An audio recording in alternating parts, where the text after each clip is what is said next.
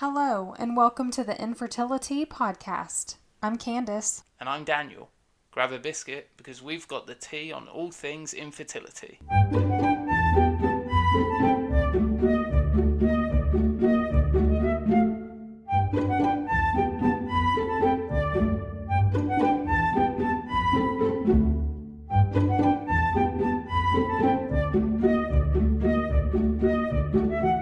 If you're enjoying our podcast, please leave us a 5-star review and subscribe. This will help others to find our podcast. If you're looking for support, you can visit www.theinfertility, that's TEA.com. And if you'd like to stay up to date, you can follow me on Instagram at Operation Baby Bump.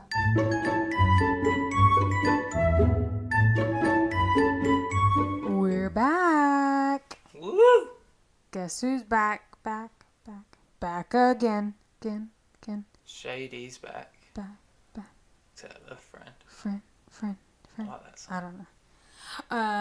Yeah, we're back. Welcome to season 2. I know it's been a little bit of a hiatus. People have been sliding into my DMs. Where are you? When's the next episode coming out? When was the last episode? Like 3 people slid Was into my it DMs. 3? No, it was more than 3, but... Was it around April that we stopped? Yeah, it was April. So we had a nice little break. We had just moved into our new place, so we were trying to get settled and everything, and things were a little bit cray-cray. I do want to provide a trigger warning right now. Add a sound effect there. Trigger warning. Because we're going to talk about something pregnancy related for just a second. So the reason we took a little break, and if you follow me on Instagram, you already know this, but we are Getting a new dog. we're getting a human. A human dog? What? Yeah, we're expecting a little baby. A little baby. Yes, finally, after all of the years and the struggles and the trials and the heartbreak, we have finally, we're here. I've knocked her up, haven't I? We're doing it. We're totally doing it. Yeah. So, this podcast is still going to be all about infertility. We're not going to be talking about the pregnancy on the podcast just because that's not the audience that we are trying to reach here. I personally, if I was going through infertility, I wouldn't listen to a podcast that was like, oh, I'm so pregnant, oh, this and that. Oh, I got such bad acid indigestion. Yeah, I don't think you guys care about that. Someday you will. Yeah. And, we had always planned to do a pregnancy after infertility episode, but I think the Big Fat Negative podcast had a really great idea about making that a bonus episode. And if you are pregnant after infertility, that episode will be coming soon. And in the meantime, you can go listen to the Big Fat Negatives episode. I can't even talk. But yeah, so we're so excited. We are expecting a little girl in November. What? It's a girl? It's a girl. Oh my gosh, I had no idea. Yeah. You know, in the interest of sharing our lives with you, we want to share that we're pregnant, but we're not going to be using our platform here to harp on about... Shove it down your throat. Yeah, exactly. Yeah. Because when you're going through infertility, it does feel like people are shoving it down your throat, even when they're not trying to. Mm-hmm. It really does feel that way. And I will always know what it feels like to be infertile and be hurt by those things. And I simply do not want our listeners to ever feel, like, ugh, I gotta turn this off, or I gotta turn it down. Gotta fast forward this bit. Yeah. So that's just not something that we're going to be talking about here. Let's be clear. no one really cares about anyone else's kids. Let's just be frank. All right, so Some people do, but we don't. do you know what I mean? I will say that I will be sharing some pregnancy things on my Instagram. So if you care and you really are interested, you can follow me on Instagram. And again, on That is Instagram, Operation Baby Bump. yeah, at Operation Baby Bump. And again, on Instagram, I'm still dealing with a lot of people who are still waiting for their miracle. So I always put a warning or a sensitive, I always use a cover photo before I post anything about it, so that it's just not like people are scrolling through and whoa, it's a baby bump. Anyway, so let's get back to the episode. I think that this is a really great episode 1 for season 2, just because we are pregnant now. And this is about the Manchester United season upcoming, isn't it? Episode 1 of season 2. Is that what we're talking about? No? I wish y'all could see my face. I really do.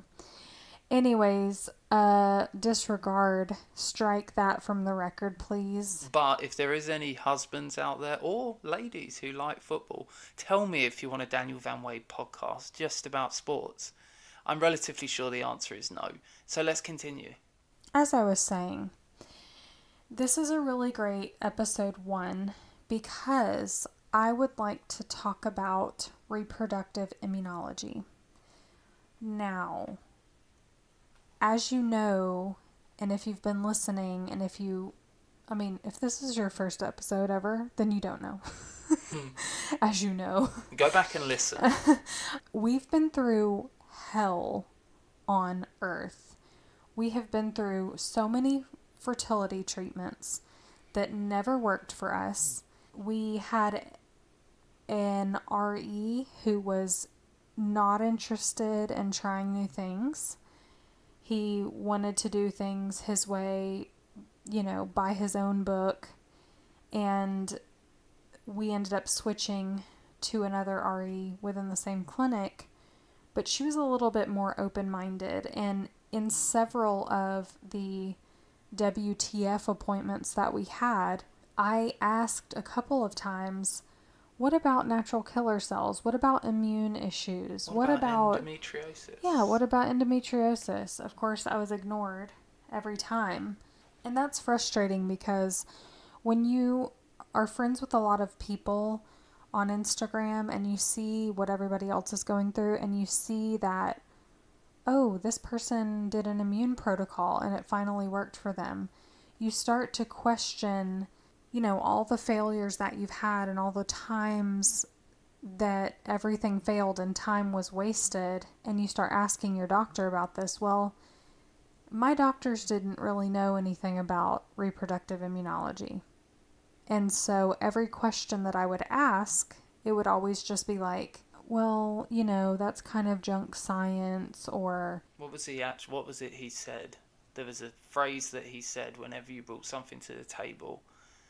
And he would always say hogwash. Hogwash. Yeah, everything was hogwash. And it kind of shows the level of arrogance that you're dealing with when you have a practitioner who is not willing to listen to you.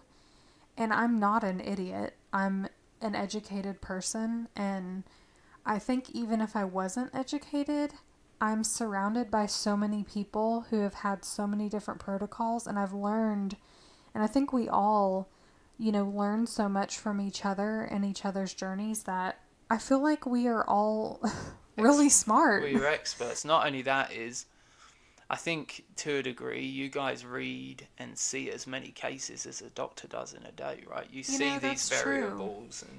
Yeah, it is. That's a good point.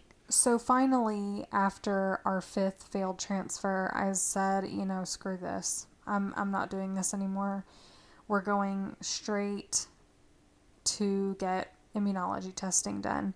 And I know that you were really hesitant to do that because, and I was too, which is why I hadn't suggested it before, because it kind of felt like starting over, didn't it?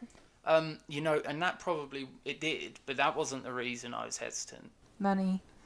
Money, Money was why you're and hesitant. then not fully understanding what it is. Yeah. If you have a doctor that is supposedly as good as our IVF doctor was, you trust everything they do and they say, and you kind of put that trust in the fact that they've covered every base, and you don't need to go anywhere else, right? You shouldn't have to. Right. So I think the fact that we were spending $3,000 at the beginning to go to Yeah. our doctor in New York, Yeah. and then travel costs, then it just built up. So there was a couple of hesitancies, and believe it or not, starting again wasn't one of them. That was fine as long as it got us to where we needed to go. And I always, when I would see people getting treatment in other states or abroad even, I would just think, oh my God, how do they do that? How do they travel to their clinic for, monitoring appointments and make that travel every time? Because I know personally, we live 5 minutes from our clinic. That's probably an over-exaggeration. We live probably 3 minutes away. Yeah, we probably live 3 minutes, well, now at our Yeah. new place, which is funny because we don't need them anymore.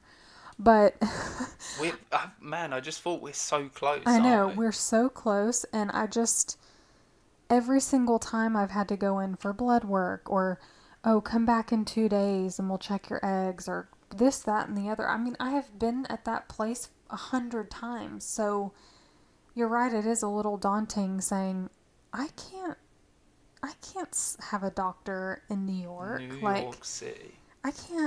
we can't afford that. We can't do that. Tell you what, it was pretty cool though, wasn't it? To be like, oh yeah, I'm going to see my doctor in New York. That was pretty cool.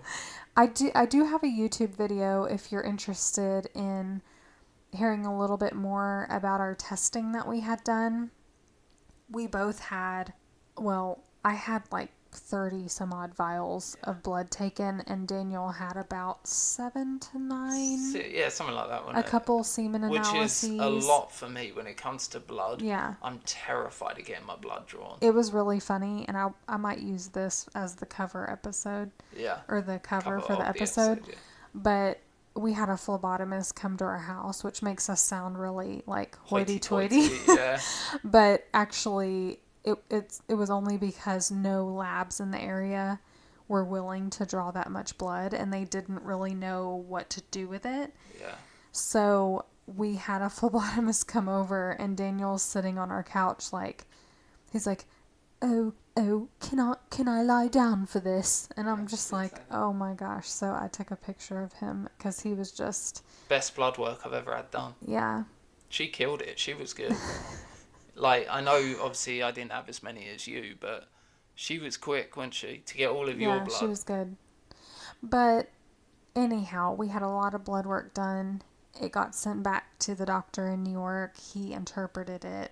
And that was really I still, at that point, didn't really know what reproductive immunology was. I knew that he was going to look at my blood work and try to glean information about my immune system and things like that, but I didn't really know much beyond that. And honestly, I didn't really care because I had a friend who used him, and she ended up having silent endometriosis. No symptoms of it whatsoever, but after, I believe she had 3 implantation failures with IVF, and after she had the testing done, he suspected she had endometriosis. She had a laparoscopy. She had stage 3 endometriosis, which was kind of... goes up to 4, right? Right. Which was kind of shocking because she had never had any symptoms of it. So then she gets pregnant the next transfer that she does. Yeah. So crazy. That was enough for me. And so, yeah, I mean, if it weren't for the reproductive immunology, we wouldn't be pregnant right now. We'd still be wasting our embryos. We would still be going round and round in circles. Yeah. I mean, who knows what would have happened? I just can't even think about it. Like, would we have lost the remaining 3 embryos that we have? And then would we be so broke that we couldn't do more IVF and we couldn't adopt. Like, and some people get to that point. Yeah. And it makes me so sad that people who really want to start a family and are having trouble doing so have to basically go broke doing it. Mm-hmm. And then you throw all this money at fertility treatments to try to have your own biological child, and then some people are left with nothing, and then they can't even adopt because they can't even afford it. Yeah. And so it's just a tragedy all around. That's the scary thing. I know what we would have done. We would have been through three more transfers. A child, like Lifetime movie style. Yeah, we'll get onto that. That's episode 2. No, we would have gone through our 3 embryos. They wouldn't have stuck. Right. And then because we've just changed for my insurance plan to this new awesome infertility benefit, chances are we would have gone through it again and we would have wasted more embryos. Yeah, and more money because we would have still had to spend money. But, all of that aside, I want to tell you guys a little bit about reproductive immunology. Like I said, if you want to learn a little bit more about what we went through with reproductive immunology, I have a YouTube video. If you look up Operation Baby Bump on YouTube, my ugly mug will pop up. Aww. And then you can watch. Your mug isn't ugly.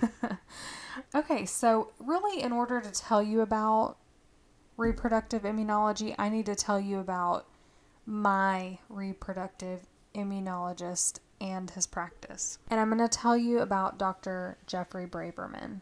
May he rest in peace. R.I.P. Dr. Jeffrey Braverman.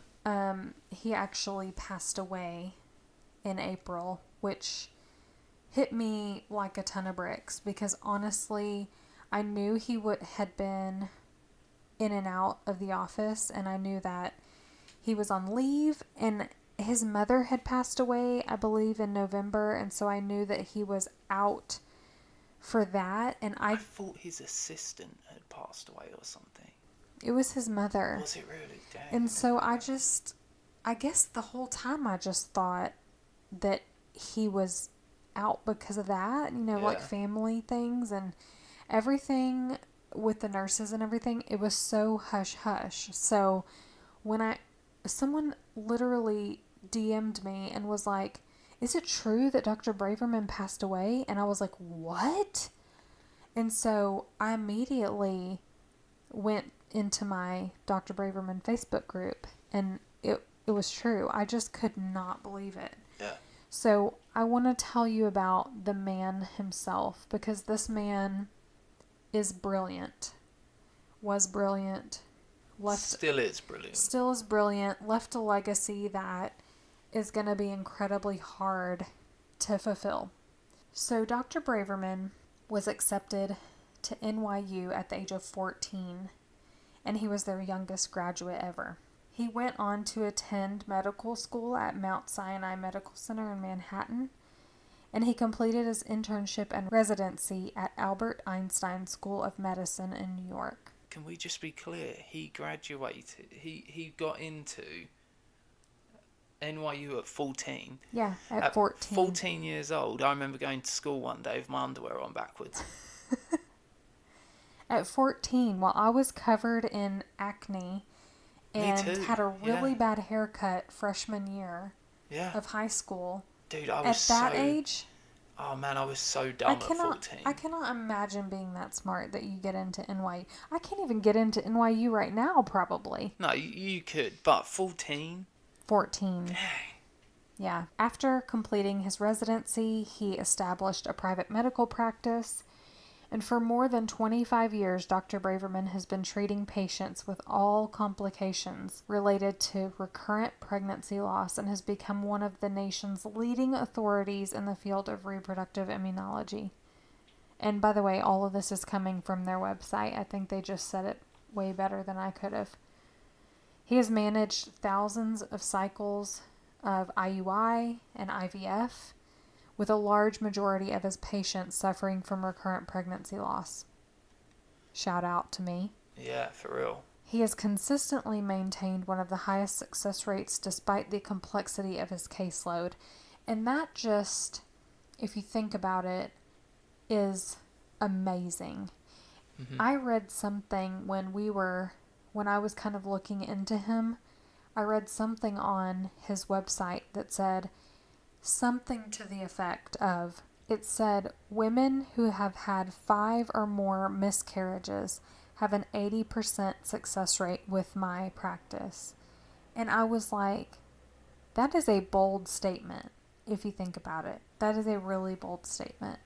Really, the only reason why the success rate was so high at our fertility clinic is just because those cases were not complex. Mm-hmm. I mean, they're not losing sleep over the 5 out of 100 people Mm-hmm. that they don't get pregnant.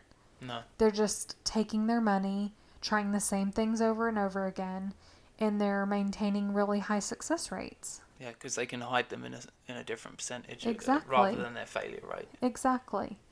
So the fact that Dr. Braverman has been, getting women pregnant despite how complex their immune issues are. And I mean, I'm in this Dr. Braverman Facebook group, and there are so many complex women in there. I feel so, honestly, I feel blessed to have had an issue that was fixable. Something that they could find and fix. Yeah. And some of these women just have so many issues, one on top of the other. And once you fix this and this and this and this, it's like, plugging water holes, and another one just pops out. So it's bloody annoying, isn't it? Yeah, it just speaks to his brilliance that he was able to help so many women. He has also been featured with his recurrent pregnancy loss autoimmune patients on the Discovery Channel's Baby Story, local TV news stations, and has hosted numerous radio shows on reproductive immunology and fertility. He's assisted and consulted with patients from around the world with problems related to recurrent pregnancy loss. He has designed the most complete panel for the diagnosis and management of immune-related pregnancy complications, as well as one of the most comprehensive thrombophilia panels available. And this is true because this is what we had done. That was incredibly detailed. So we had all of that blood work done because he was looking at my genes, my natural killer cells, my immune system. I mean, he could tell things from my genes, like I was predisposed to be pre-diabetic. That was insane. On the call, I remember him saying, Yeah. this gene could lead to early onset diabetes, Yeah. and then he just dropped He out also of nowhere. said, like, this gene predisposes you to Hashimoto's. You don't have it, but you're just brilliant. And again, most of our phone call with him is in that YouTube video, and it's just really interesting. That the line when he says, you've got the genetic markers for endometriosis. Yeah. Was crazy. Yeah. He's never looked inside you. And just to know that from blood was incredible. I plan to do a follow-up endometriosis episode this season because I get so many messages from people who just want more information, and I really want to talk more about endometriosis. We did an episode last season on it, if you want to go listen to that. But, we know that there aren't many ways to tell if people have endometriosis. You can't find it on an ultrasound. Although I will say there are some really good machines that can pick it up if you have it bad enough. For me, we actually saw it. Dr. Vidali, he was wiggling the wand, wasn't he? And there was this bit of skin just kind of flapping in the breeze. It was just kind of floating in, like and he was like, oh, that looks like a, what did he say? I can't remember what he called it. Adhesion or lesion or whatever he called it. Not a lesion, that sounds bad. No, lesion. It basically looked like, how do you describe it? Like moss in a pond. It just kind of floating. But we had never seen such a clear picture of my lady bits before. I mean, my clinic, my fertility clinic, has machines from what looks like the 1940s. I mean, if they were even available back then. But they're so old, they're horrible. Yeah. They're all grainy, so they would have never seen it.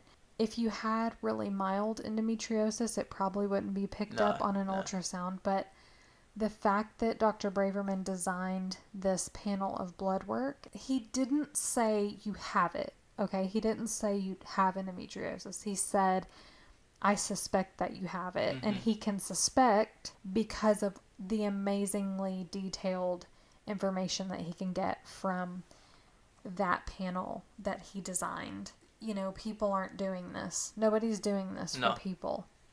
And it's just it's amazing what he did. I mean, he spent so many years dedicated to trying to help women and figure this out.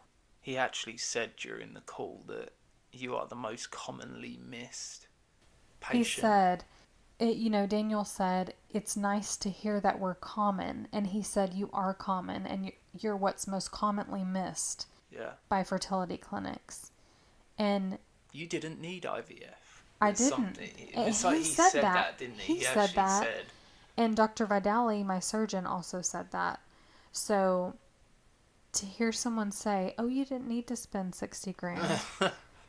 And you're just like, I'm sorry, can you excuse me a moment? It's just, oh my gosh. I mean, we could be living in a beach house with a tiki hut and 5 kids by now. Yeah, and I'd be getting massages on the reg. Yeah. Like on the rotational. Right. I have so many sleeve tattoos. You could drive yourself crazy thinking what we would have done with all that money that we've spent. You just kind of have to look forward and look towards the future and be excited about the things that are ahead. Sure. I'd swap everything we've gone through for our little baby girl that's coming, in all honesty. But many of Dr. Braverman's patients from around the country actually learned about him in numerous immunology and fertility chat rooms on the internet. I will testify that this is how I found him. I never knew what reproductive immunology was, so I never heard the knew. Two words together. Yeah, before. I never knew to Google that. Our RE certainly never told us about it, and I learned about it from a good friend on Instagram. Shout out to Heather. Shout out Heather, you are our most favorite person. Thank you. For real, because she actually encouraged me 2 separate times. Hey, you should really, go see my doctor in New York, blah, blah, blah, blah. And she actually lives in North Carolina. And so I was like, oh, she's so fancy. She's got a doctor in New York. And I'm just a little old South Carolina girl. And well, hi, you want to get pregnant, eh? So the first time she mentioned him to me, I was like, oh, okay, thanks for the info. And then we got to a point and she mentioned him again, and I was like, okay, that's it, we're going to see him. So I can definitely attest to the fact that he's grown his practice through word of mouth and success stories. That's definitely how we found him. Yeah. So I just wanted to provide that information and backstory to Dr. Braverman kind of before I move forward. Rest in peace, Dr. Braverman. R.I.P. Thank you. Fly high, angel. So what is reproductive immunology? It is a field of medicine that studies the interaction or absence of them between the immune system and components related to the reproductive system, such as maternal immune tolerance towards the fetus, or immunology. I'm glad you've stumbled because my ear just started really itching, so I was going to make some noise. Or immunological interactions across the blood-testis barrier. Now, if you think about it, this seems kind of like common sense, right? Yeah. Our bodies are made up of multiple organs. So at least 3. If you think about basic reproductive endocrinology, you've got the pituitary gland in the brain, and that's sending signals down to your uterus saying, hey, turn on the estrogen. Hey, turn on the progesterone. And if you think about the fact that our body works together with other organs, it only makes sense that our immune system, that kind of is like, I would say, a blanket for our well-being and our wellness, should probably affect things going on in our reproductive system, right? Yeah. Doesn't that make sense? Yeah, but that's the thing, isn't it? You would never have heard of a reproductive immunologist, right? Because it's not something that's advertised. It's not something that's pushed around. Well, and this practice is common in working with patients with unexplained infertility and recurrent pregnancy loss. And I think that's because nobody else has been able to help those people. We don't know why you can't get pregnant. Yeah. Oh, we don't know why you can't stay pregnant. Yeah. It's like, how long are you going to go on doing the same things over and over again and having failure after failure? So this is like I knew it was the last resort for us. And for some women, it's going to become more of an option, I think, as time goes on. I was out of here. If this didn't work, I was going back to England. I'm sure you could find someone to provide you with a child there. There are so many things that have to go right to get pregnant. Your pH, your temperature, the timing, blah, blah, blah. You know, when you get pregnant, there are so many things that have to go right to stay pregnant. The environment that the embryo develops in is actually in our body. So we have a liver doing its thing. We've got the stomach doing its thing.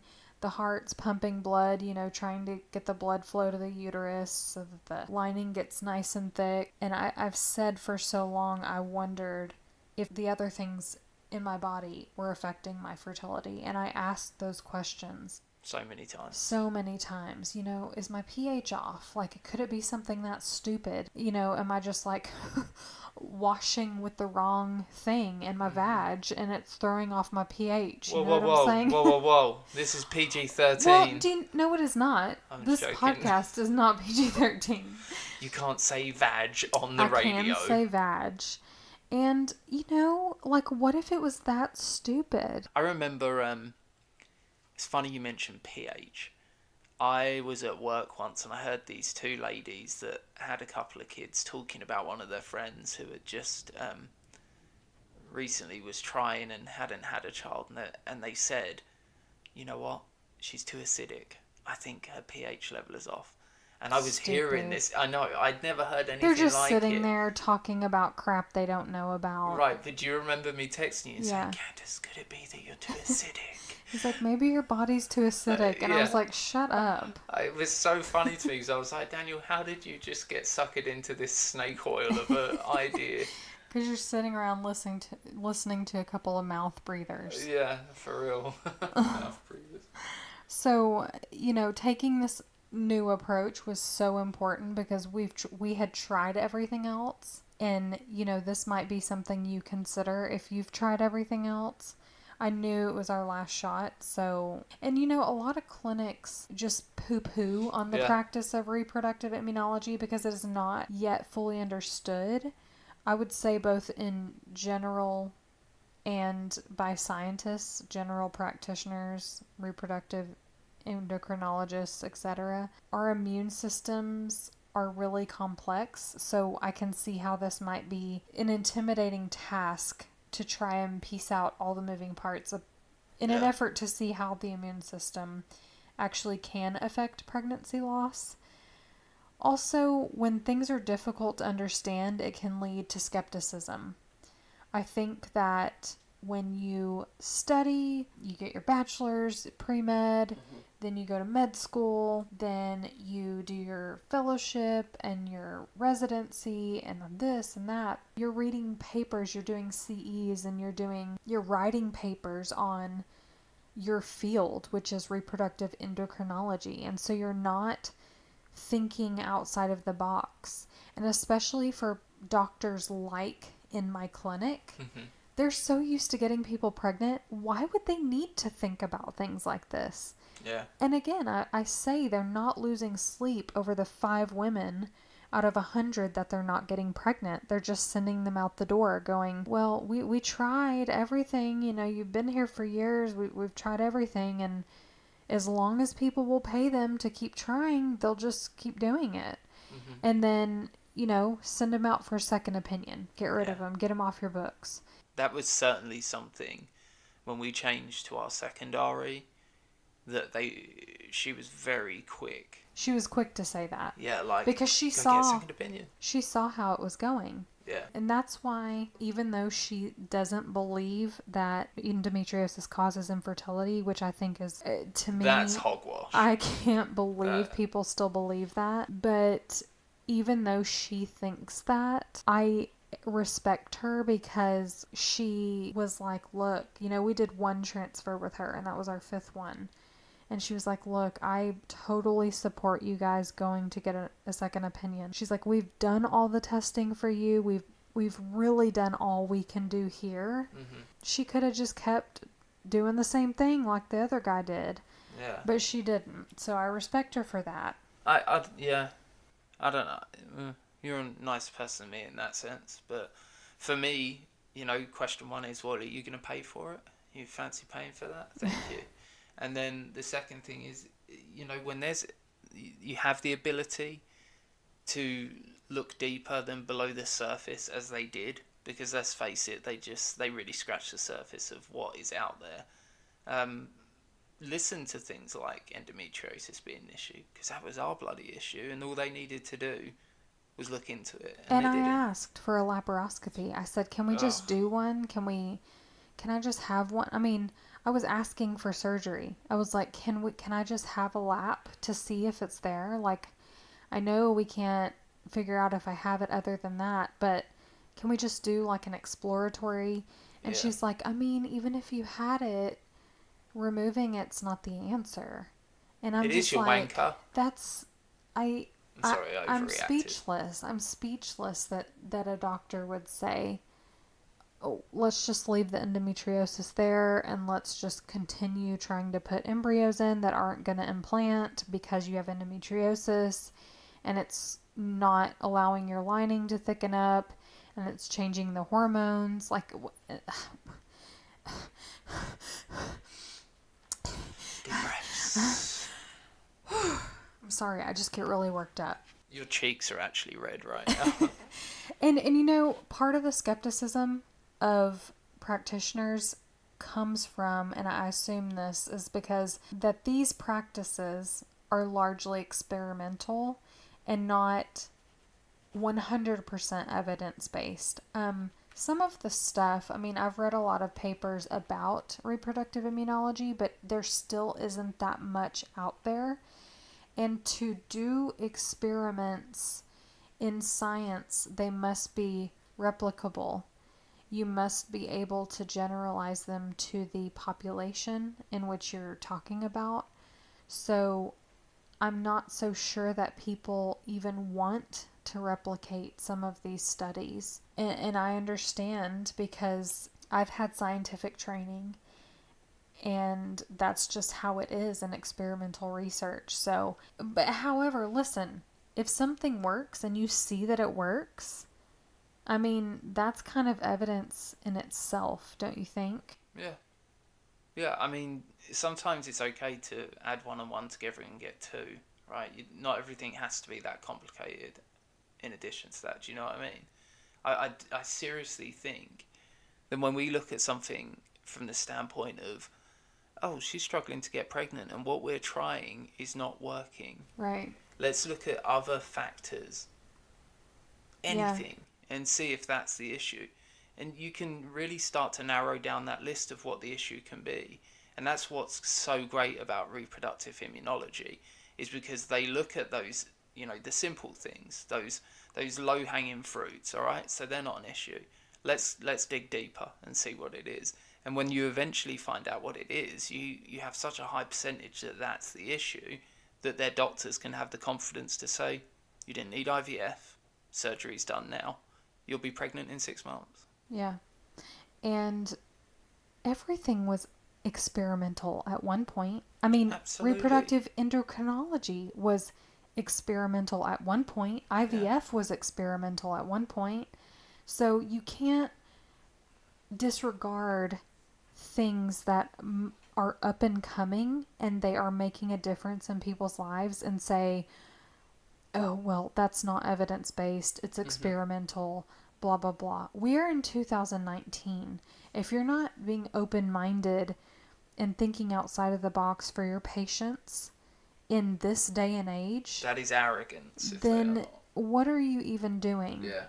You know, are you a doctor to make a difference in people's lives, or are you a doctor to do what's easy?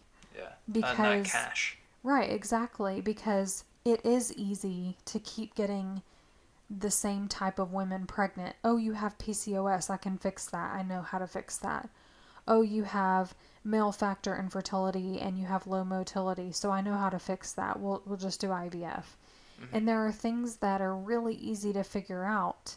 But when you have unexplained infertility, you know, things are getting drug out for years. Well, we can't figure it out. I've heard so many women have unexplained infertility and they had endometriosis the whole time, like myself. I hate that statement so much. Unexplained infertility. I hate it. There's no such thing as unexplained infertility. But, you know, God bless Dr. Braverman for doing the hard work, because that's what he did. He did the hard work. He did the dirty work. Yeah. That nobody else wants to do.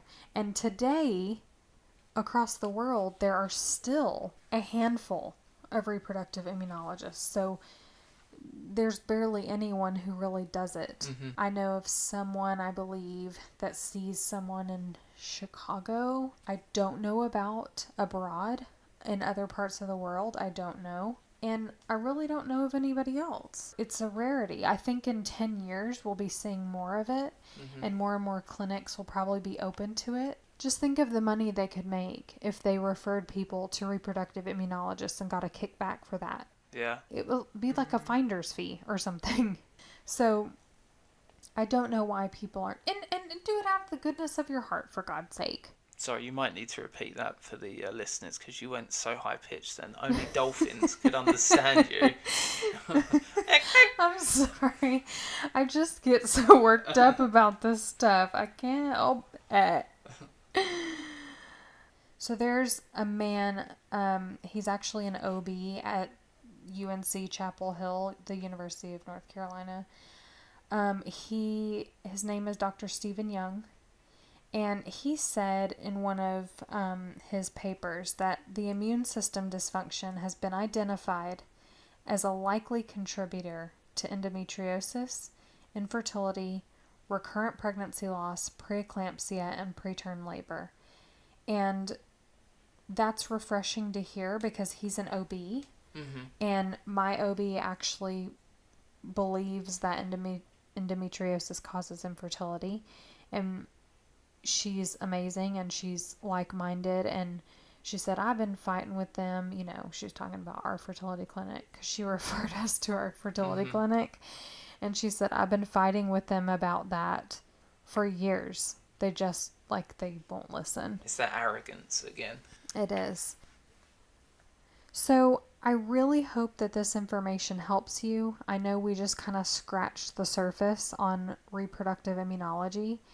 And I tried to best explain it the way I knew how to do that. There's so much more information out there, but in the interest of keeping this podcast short, it's not really short, but keeping it short enough that it, keeps your interest and you're not too bored. If you have any questions, please feel free to email us at thevanwades at gmail.com.